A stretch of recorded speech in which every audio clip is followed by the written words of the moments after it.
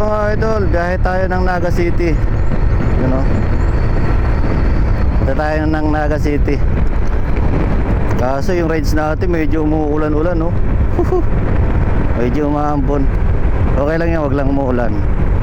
Ambon pwede, para masarap yung biyahe. Nadala natin si Kitty. Pero, grabe usok nito sa sakyan na to, ah.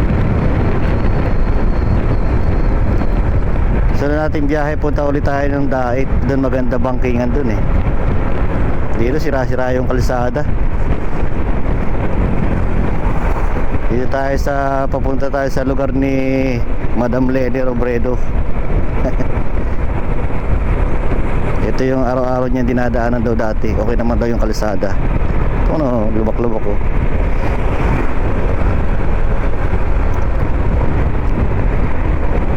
So idol, rides tayo. Malayo pa yung biyahe natin, mga 1 oras papuntang Naga City, galing sa amin. Maambon-ambon, eh.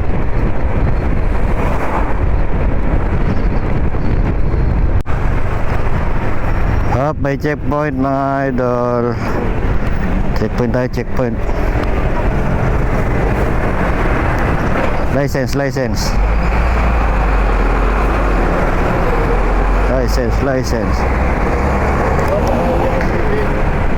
Pa?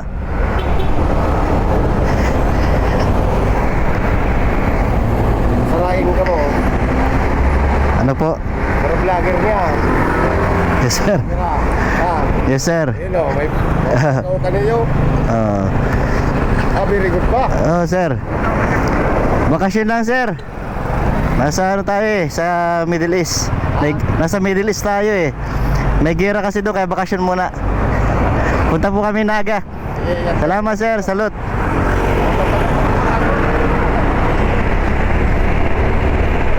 Yan, ang babait ng mga pulis natin dito sa Kamsur. Atras. Checkpoint sila. Nahalata tayo, vloggerist daw, eh. Vloggerist. Saan kaya itong lugar na to? Very good pa daw yung license natin. Hanggang 2030 pa yun, eh. 33, 10 years. Dito na tayo sa Pasakaw. Ano? Pasakaw na to mga idol. Oh, nagmura na yung gasolina dito, 75 na lang, oh.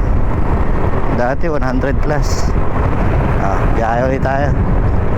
Tapos lang ng ulan, sumilong kami sa ulan, eh. Kaya medyo basa kanina. Pangit pati ng kalsada doon sa dinaanan namin, kaya hindi na ako nag-video doon. Ang pangit ng kalsada. Sobrang lubak. Nakakabit yung 360 ko dito, nalalaglag, eh. Dahil sa lalaki ng lubak. Doon tayo sa Naga City mamaya.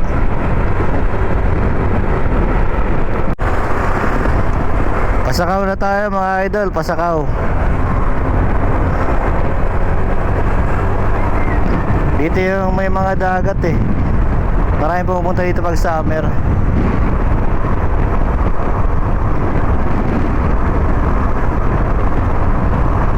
Pangit ng kalsada, oh. Lalaki ng butas. Oh. Sige, para ka nangangabayo, eh.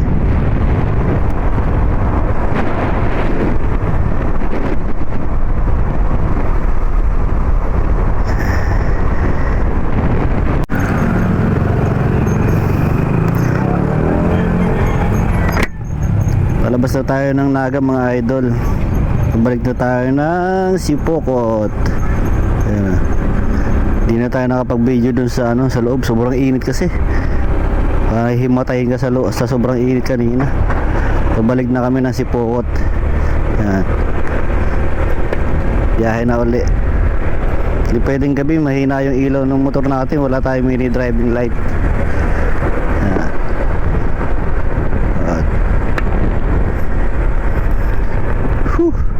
Checkpoint. Checkpoint na naman. Kanina may nadaanan tayong checkpoint, eh. Ano, checking ba kayo? Ano, ako nagpa-picture lang. Props lang. Diyos may marimar garapon. Kunyari lang nag-checkpoint. Nako talaga, mga bata pa kayo. Mga piuman pa lang. Alam na ang pagdadrama. Mga bata pa sila, sir. Tawang pa-picture para masabi magtatrabaho. Ang galing mo pala dyan ah. Hindi ko alam ah. Hindi natin nagamit kanina yung Insta360 natin kasi grabe yung ano, tagtag sa daan. Ang pangit ang daan dito, ang pangit ang kalsada, kaya hindi ko ginamit. Pag pumunta lang tayo ng ano, pag pumunta tayo ng Daet, yun magandang kalsada doon, banking. Sarap doon bumiyahe. Dito lubak-lubak yung kalsada, masira yung motor mo eh.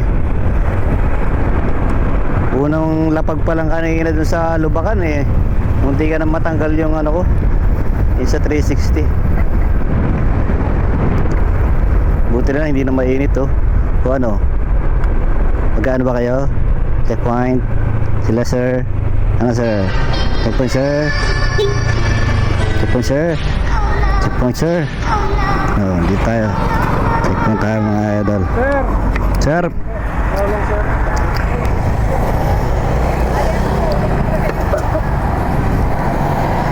Checkpoint, checkpoint.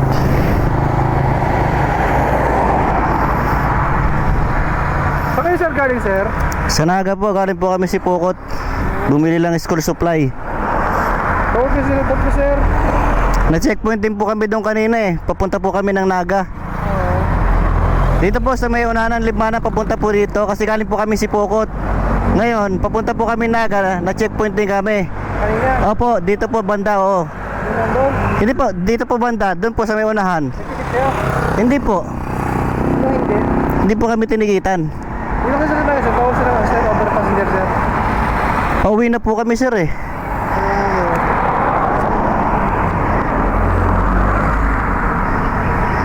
Ayun, may tigit tayo mga idol oh. Underbill.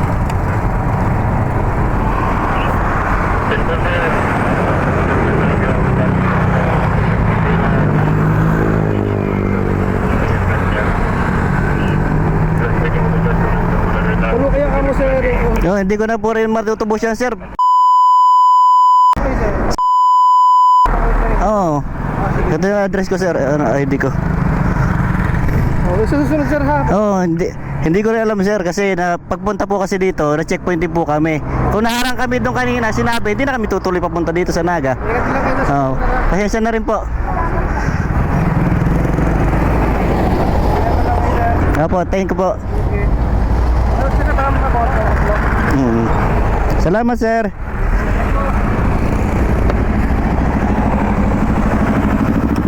Thank you po. Ayan. Ayan. Nagamit natin yung ID natin dito sa ano. Bawal daw tatlo, mga idol. Kasama ko kasing bata eh.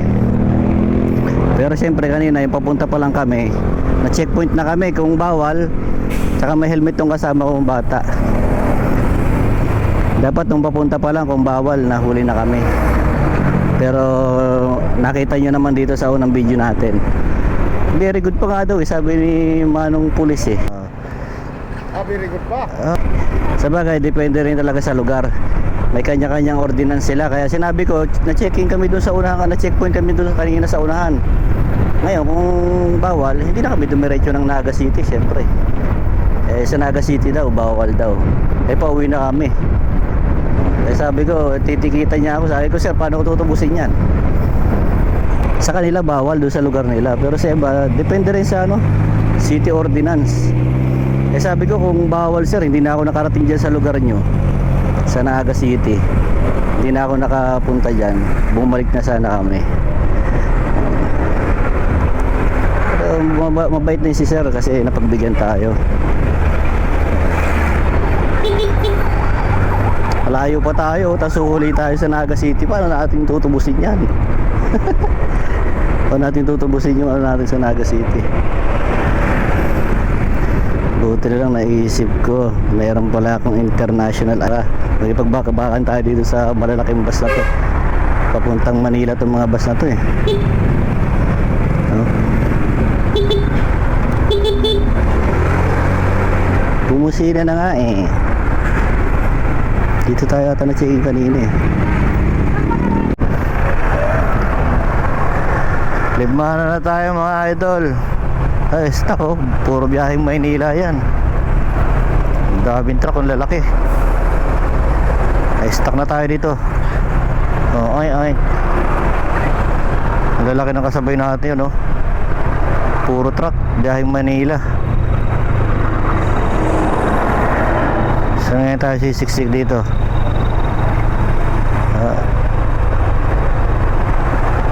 Siksik lang.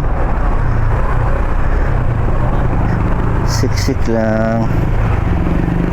Ano? At grabing stock oh.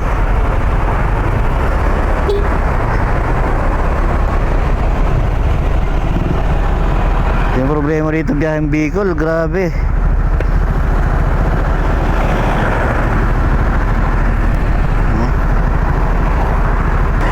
Dito tayo.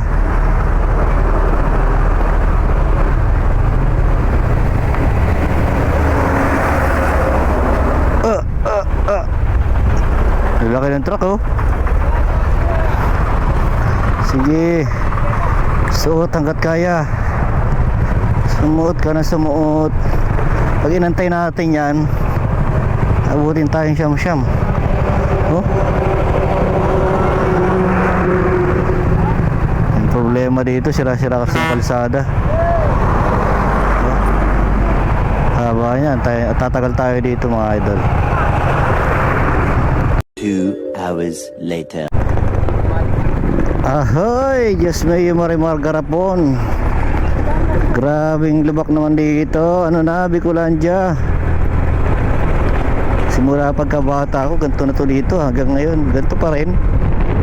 Diyos mayo Marimar.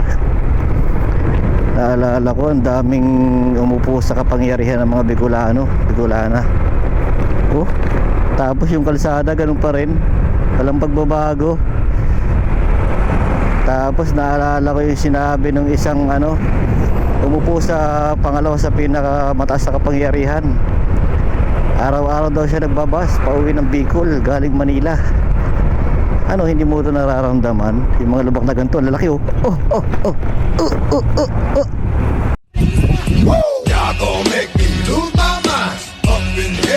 Tang ina. Di ba? Ayan oh, mula pagkabata ko ganyan na yan. Hanggang ngayon, ganyan pa rin. Atras. Grabe, daming politika pa naman na umupo sa mataas na kapangyarihan. Ano na, Bicolandia, mga umupo dito sa kapangyarihan. Halatang malakas ang dito ang maleta. Mukhang halatang malakas ang korupsyon dito sa Bicol talaga. Ano na, Bicolandia. Dito na tayo ulit mga idol sa bayan ng Sipokot.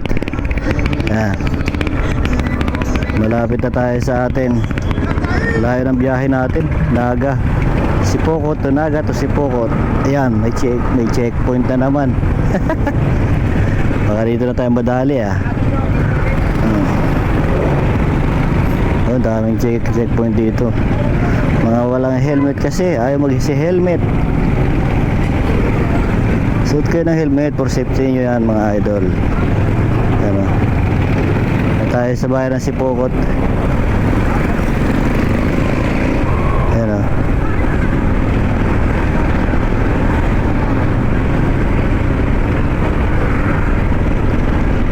Sentro to ng Sipokot mga idol. Ito yung sentro ng Sipokot.